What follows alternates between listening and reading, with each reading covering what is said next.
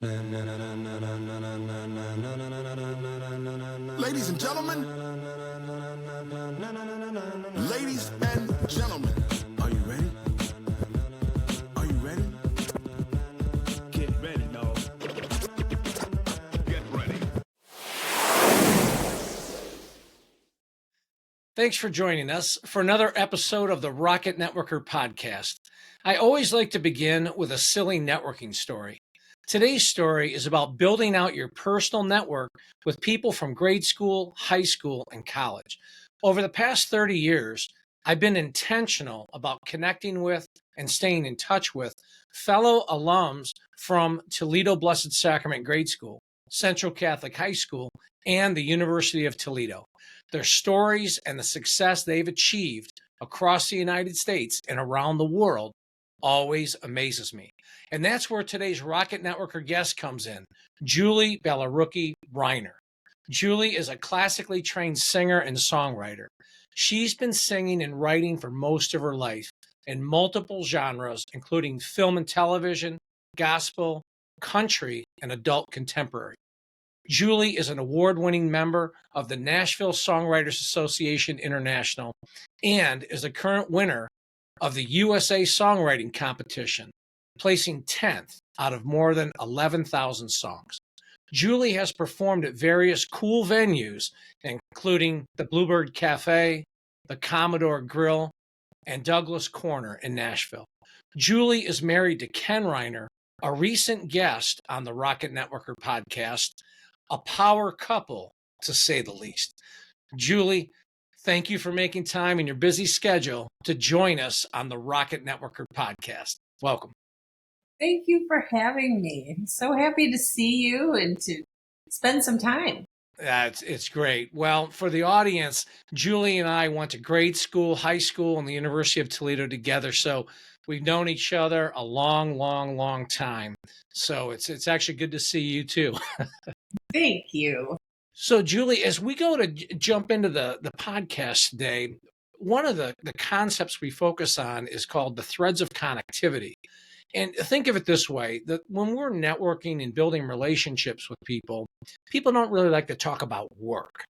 They want to talk about the little simple things, the little threads that connect us, our hometown, our high school, our children, our career paths, the cities that we've lived in, our community work, our community service. Those are the little things that tie us together. So that's the backdrop of our conversation today. So let's do this. Let's go back in time and focus on hometown. So where are you from? I'm from the great city of Toledo. Nice. Now, whereabouts did you grow up in Toledo? We lived in the West End over by Warnert's Corners. I mentioned before, Blessed Sacrament Grade School, so we know you went there. What's your claim to fame at Blessed Sacrament Grade School? Oh, I'm sure it's being and leading the guitar group. It's funny. That is my fondest memory of Julie is going to mass at Blessed Sacrament, and she would be up there with probably 10 of our classmates playing the guitar for mass. I remember that vividly. So you've been singing and playing music your whole life. Yeah, I started in the third grade with Mrs. Redneck taking guitar lessons, and then she got me into the group, and it just went on from there. And that was so special. I mean, so many good memories, and it just carried me through so many years in my life. Yeah. Right. So let's talk about that a little bit. Let's talk about, music and that. It started, it sounds like at a young age, and it was while you were in grade school. What, kind of how did that evolve for you? I have to even go back further than that, because my mom, my lovely mom, was an organist when I was born, pretty much. So she would take us to the church, and I would sit next to her on the bench when she would play the organ, and she had choir girls. And I remember her blowing the pitch pipe, and in my head, I could go to that tune. And it was like she was training me and she didn't know it. So unconsciously, I think I was connecting. So So it's kind of in your blood then. It's in the family genes to play music and sing, huh? yeah, yeah. So then it went on from there. So then Blessed Sacrament and all through grade school. And then in high school, Central Catholic, was in the Glee Club, loved it, was in, the shows that we did, annually and the Christmas shows and, had some leads there, was very exciting. I loved it. Um, and then as time went on, I stayed and did my thing at church, after high school and then bigger things took over. Let's back up for a second. So we talked about mom a little bit. Do you have brothers and sisters? I do. I have two brothers, Steve and Matt. They're I got younger. you. Hmm. I Yeah, got you. and they're So they're both both from younger. Toledo. All right. Now, are they musically inclined? No, well, Steve played the banjo when we were at Blessed Sacrament. We did dueling banjos on the stage, just like one little portion of it. And it was Wow, that's funny. Oh man, the memories of childhood, the things our parents do to us, right? So you get to Central Catholic, you're doing all this great stuff in the band and or in the musicals and things of that nature. So what else? Talk about high school. What other things were you involved in? Or was it pretty much just music and theater and that, or were there other things in high school that you got involved with? well, I've never been very athletically inclined, so it was always music for me. It really I was. got you. I Um, got you. yeah, Well, so it sounds like that kept you busy though, with all the plays and everything else. yeah, yeah, and we had great friends that resulted from those times together, and still to this day, I still communicate with some of the people from Glee Club. So you're in high school. You're getting toward junior and senior year, and you're starting to think about life after high school. So what were you thinking at that point? Were you thinking of following music, going to college or skilled trades or the military? What were Um, you thinking about? um, I remember Father Varwig kind of bringing me into his office, maybe when I was a junior. I don't know when it was, but and he chatted with me about directions that I'd like to take. And so one of the directions that I always was drawn to was behavioral things as well as my music.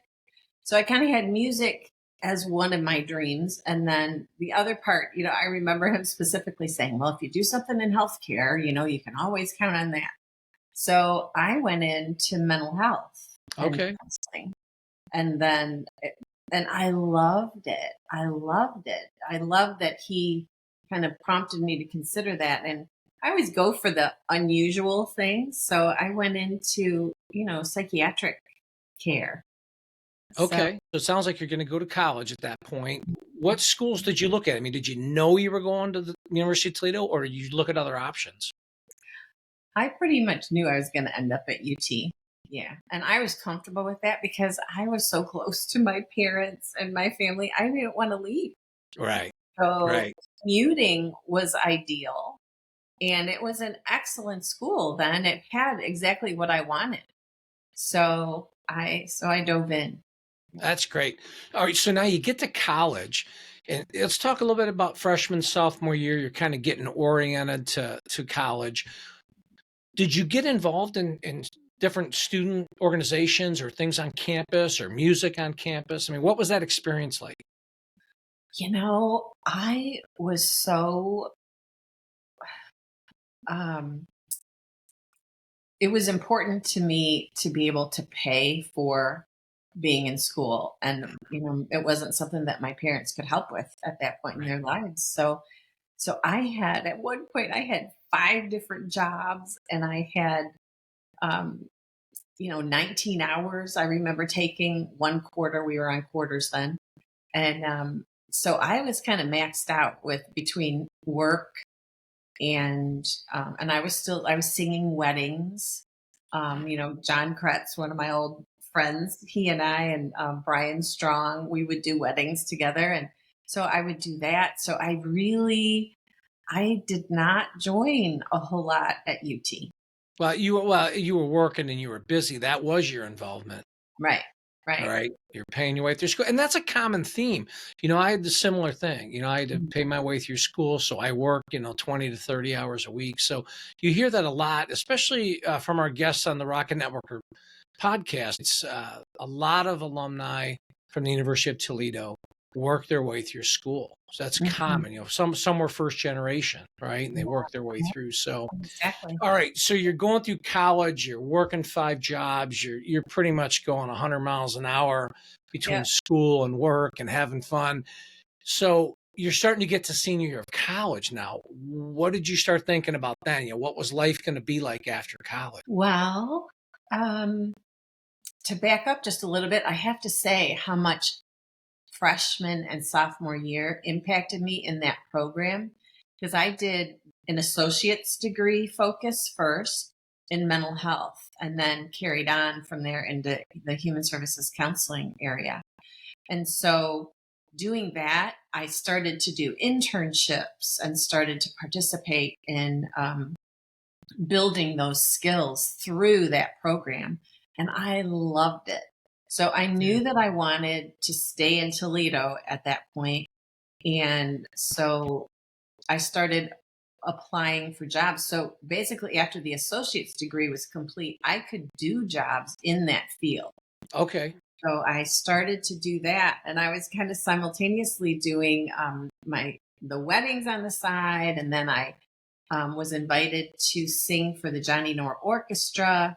So I was doing that in the evenings on weekends, and so I was, busying myself with all my dreams. So you were going in a lot of directions and fast in each one, right? Yes, yes. So now what was your first job then with your degree? Where did you go to work? I worked at Rescue Crisis Services and I worked on call during the night in answering crisis calls with a partner. So we would drive our van to people who were in crisis and then get them resources or take them to where they needed to be. How long did you work in that type of a role then? Oh gosh, that was a little while before I took a job at Mercy Hospital in psych. So then I worked on the psychiatric floor for several years. Um, and then I think I did rescue simultaneously, the outreach things at the same time. And then, when you're a kid like that, it's like everything kind of, you do it in portions sometimes. Yeah. Yeah, it just kind of evolves, right? It just happens. Yeah, until the full time can come through. Yeah. Right, exactly. Yeah. Exactly. All right, so now you're out of college, you're still doing weddings, having fun with that. Yeah. You're working a couple jobs, learning your new profession. Yeah. What were you thinking at that point? I mean, where did you see things going next? Well, I had submitted some music to some contests in Nashville. And so that kind of started building a little bit of a network then. And then I was writing as well, but not as frequently as I did earlier.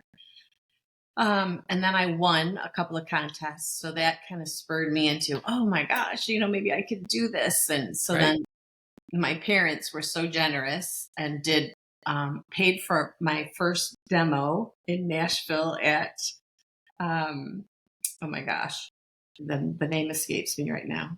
Very popular country singer. But anyway, Right. we went to his studio and Hank Williams. There you go. Okay.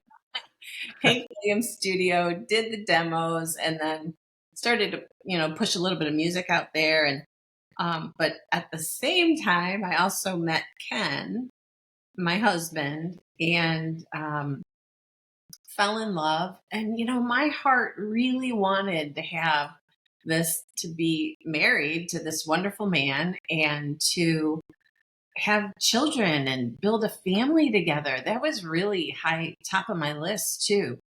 So I felt like I couldn't do it all. And so I didn't pursue the Nashville thing at that point and carried on and let Ken's career flourish. Still was doing, I got to be a licensed social worker. I worked for a psychiatrist in the area doing group therapy. I did the senior assessment program through Mercy Hospital.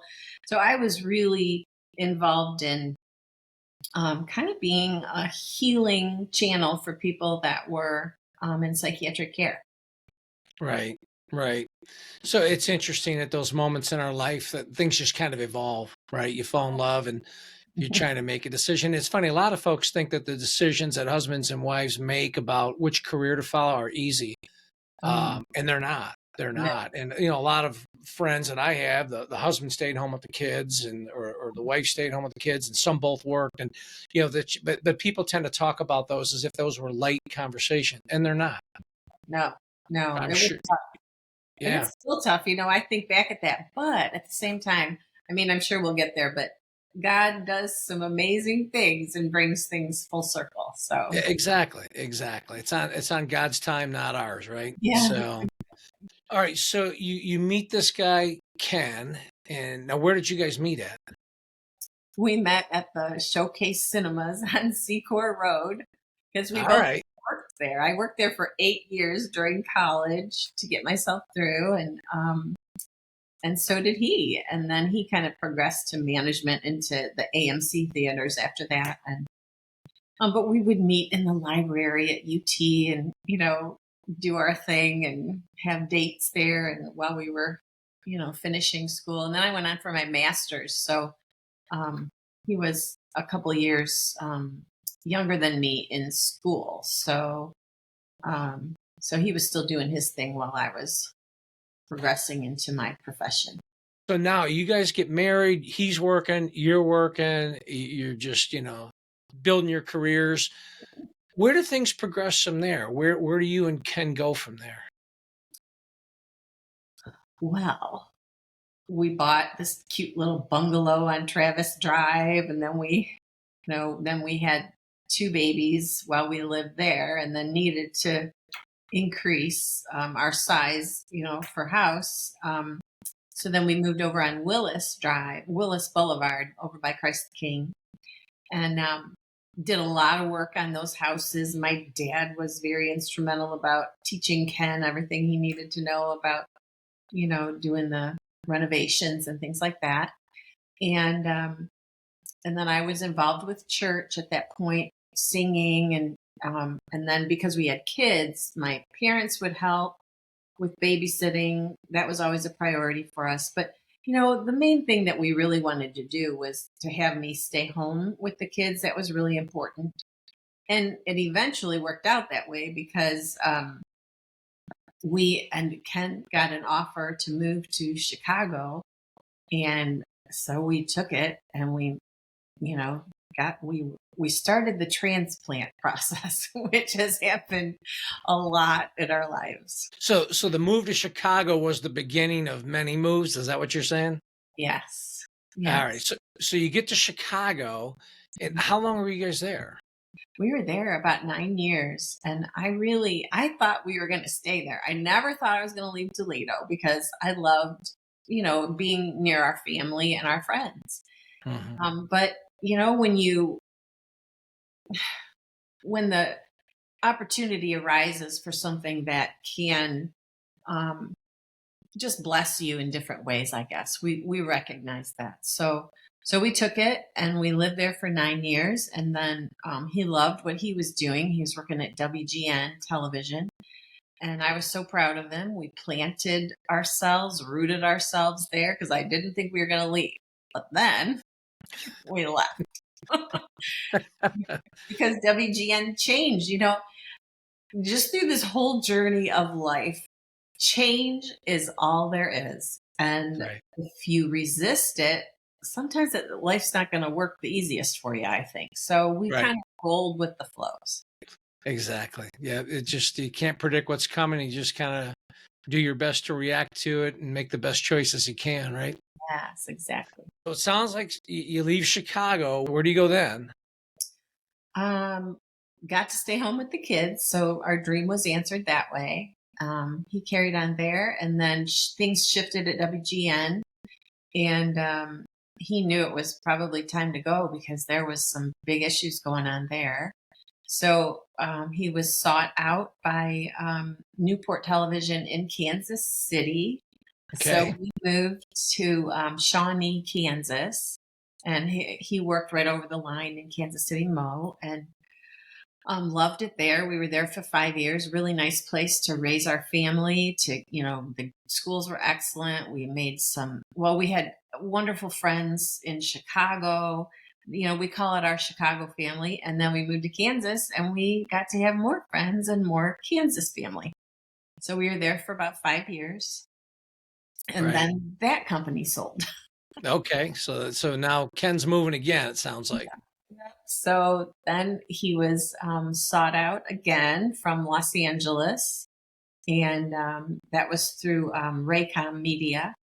And so we moved to Los Angeles and stayed there for 5 years. And boy, that was a challenge because that's a really different. Well, I know we share that same kind of story, don't we? Because you were there. Yeah, it's a different lifestyle in California for sure. Not bad, just Yeah. different.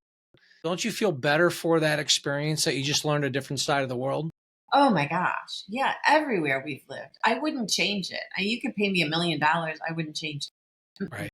Because we grew so much that I wouldn't be the same person if I would have stayed where we grew up.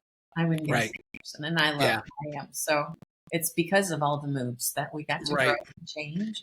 So looking back on it, on those initial moves, those 3 moves, you've got little kids at home, and then they're probably the LA move, they were probably in high school. Some might have even been out, right? At that point in college.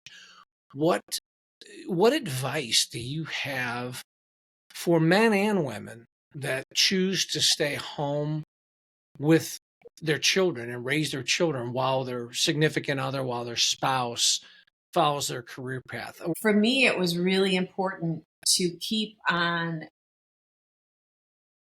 building myself, to keep on building my own skills. So I would do workshops. I was still writing. I took time for myself to do that. I always took time to get refreshed, went away for a week or a weekend, or Ken and I went away, or, and so to step away from it always brought me, to be refreshed. And also, I think it's really important to still maintain your skill set when you're raising your babies, because they're going to leave. Yeah.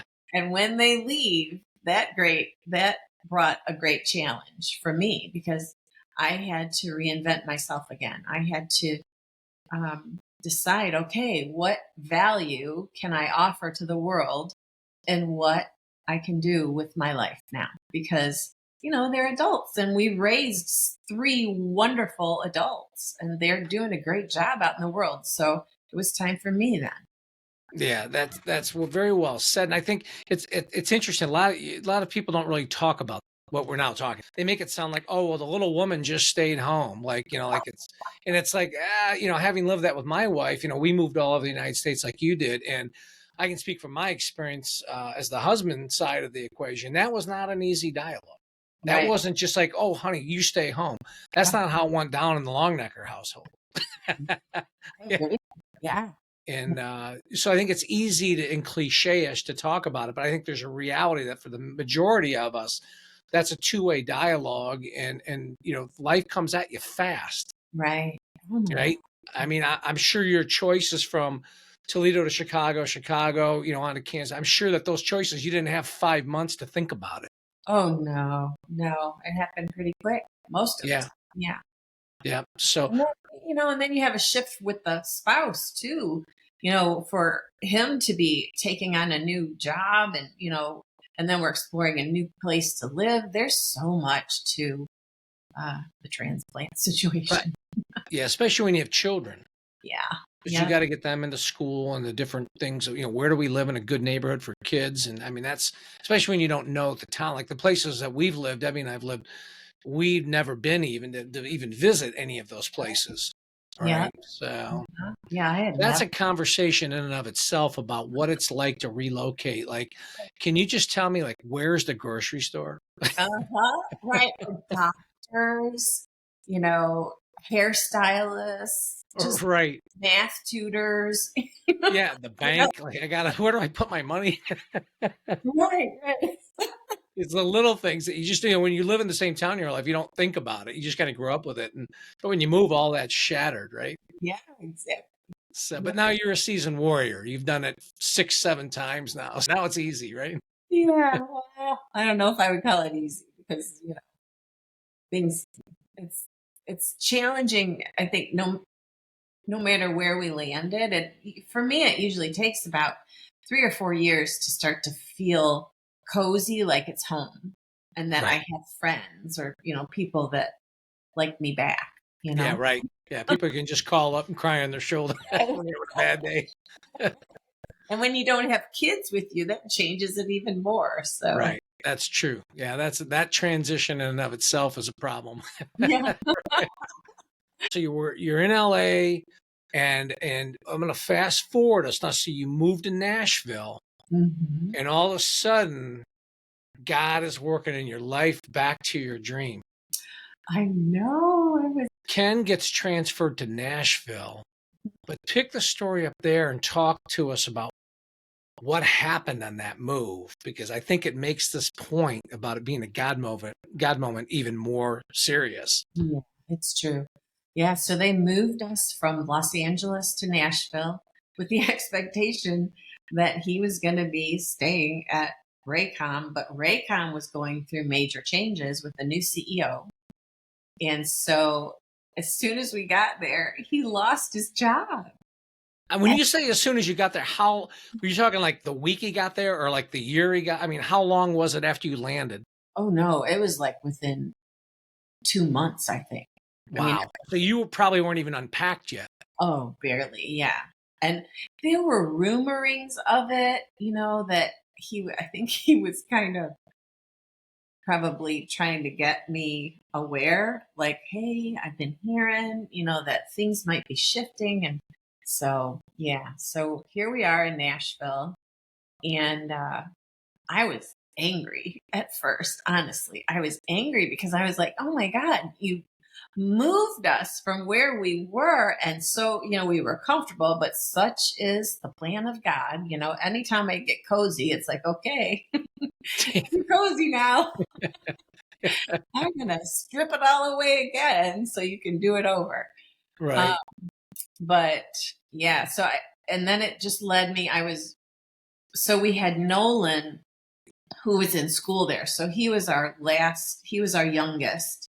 The other two stayed in other places where we had lived because they didn't want to move anymore. And I get that. And so then Nolan was there. We were still kind of working toward the empty nesting phase, but I knew that was coming. And and he was at school, so he was away. So I was experiencing some loss at that time as well, because with empty nesting, when you're in that age bracket, it changed my world, it changed my view. And so it was time to refocus. I just remember driving around Nashville one day, and I was, like I said, I was disappointed, and I just didn't know which way to move. And then and looking around in that drive, and all of a sudden that dream just like blossomed again in my head. And I thought, oh my God, what are you thinking? You are in Nashville. What do you think you're going to do? This was your dream, from so many years ago that you put on hold, and now it's time. So one thing led to another, and it was, all set up for my highest good. I believe that with all my heart, to have avenues to experience what I should do to dive in. Right. And it all came to fruition step by step. Yeah, it's funny how that works, right? You kind of, the dream was probably still inside you, right? But it just, so many other things in life, it clouded it.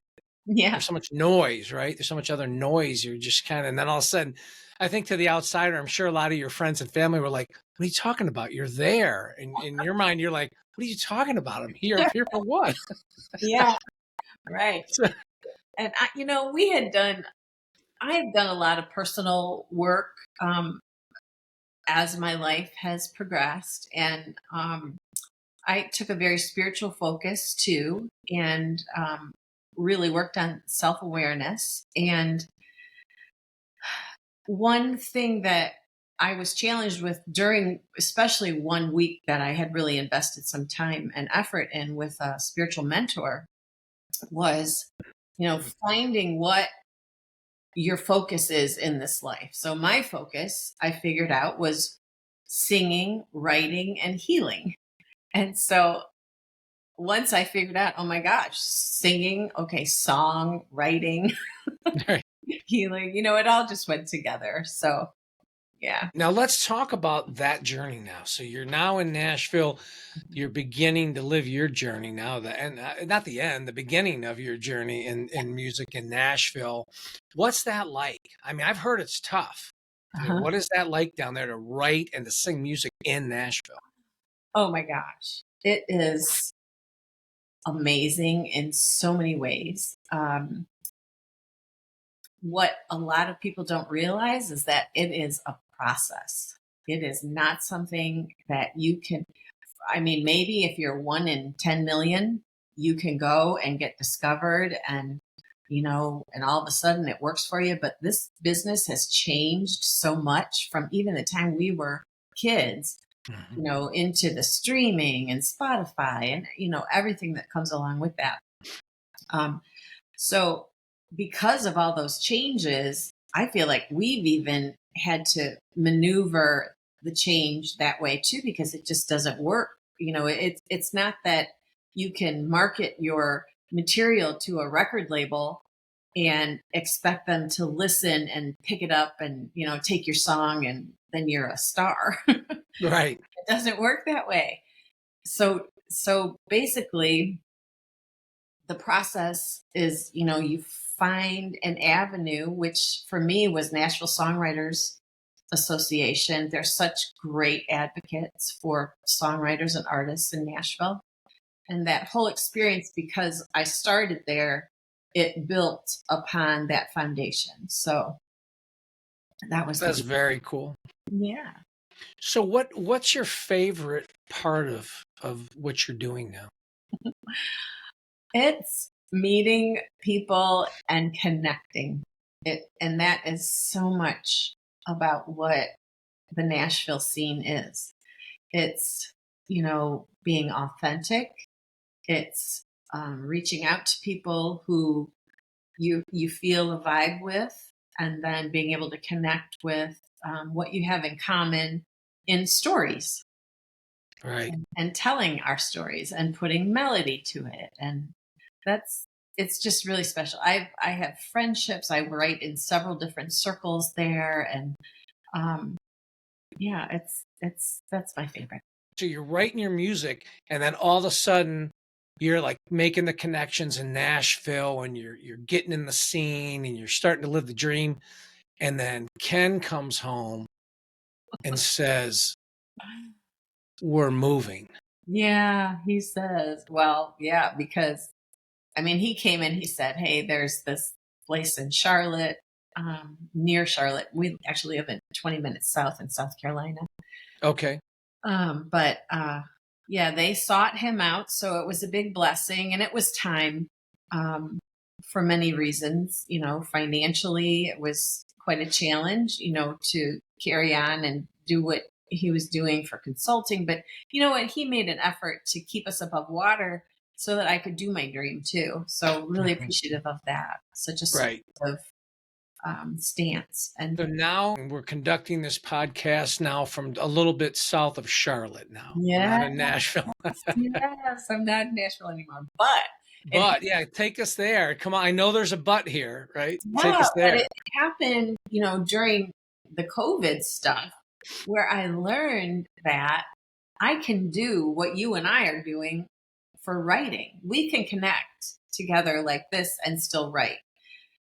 I still go back to Nashville every month, and meet, in person with people. And I have a publisher there that I have a relationship with, and um, for all the music things, um, and then I meet with NSAI, and so I have things that I still do in person. But I was just on a write yesterday with someone in Nashville and someone in St. Louis, Missouri.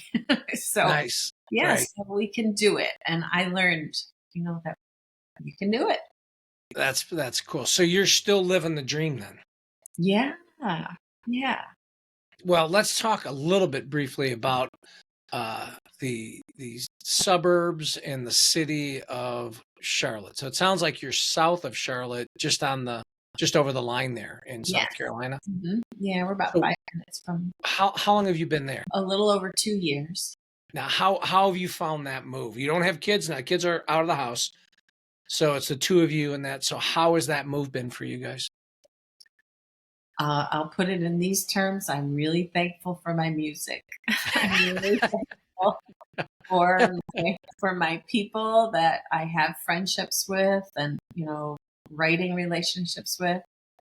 And I'm so thankful for my mainstays in Toledo. My mom, my brothers, I have friends there still, and they already know they're my mainstay. I can depend on them no matter where I am. So Right. They're in a your home nutshell, base. it's been tough. It's been a challenge. It's like you said earlier, when you move like that, it takes 3, 4, 5 years before you really start settling into friendships and close friends. And it sounds like you're barely into year 2, so you probably got another year or so to go, right? Yeah. You know what? I am fortunate that, we have connected with some people here, and they're good people, and I really appreciate that. Right. When you move, your friends come from your children's classmates' parents, right? So you're taking the kids to sports events, and well, we don't have that now, right? Is when we move, our children are gone. It's different to connect now. Those kind of built-in things we're used to for the last 25 years are gone. Yes. Yeah, Debbie and I had the same thing, and that's a shifting. And that, by the way, that is a conversation in and of itself. Oh, it is. Yeah. You know what I mean? To talk about just about the relocation thing. Right. All right. So I could carry this conversation on with you for hours. Thank you. It's fun. I enjoy learning about your journey. What's next with you in Nashville? What do you see happening? What's your dream? My dream is to have cuts with up and coming artists that my music is on the radio. And so I have 3 cuts now, and 2 are with an artist named Robert Abernathy. That happened last year. And one is named Redneck Magic. Okay, that's the name. Redneck Magic's the name of the song? Yes. And then the other song is Beach Looks Good. And so you can find those on all streaming platforms now. And so one more time, I'll put those, by the way, when we do our release here, our media release on the podcast, I'll put those in there with a link. But say those again. What are the names of the 2 songs? Redneck Magic and Beach Looks Good by Robert Abernathy as the artist. I got you. All right. Well, we'll have to go and check those out. The Rocket Networker podcast audience will have to go check that out.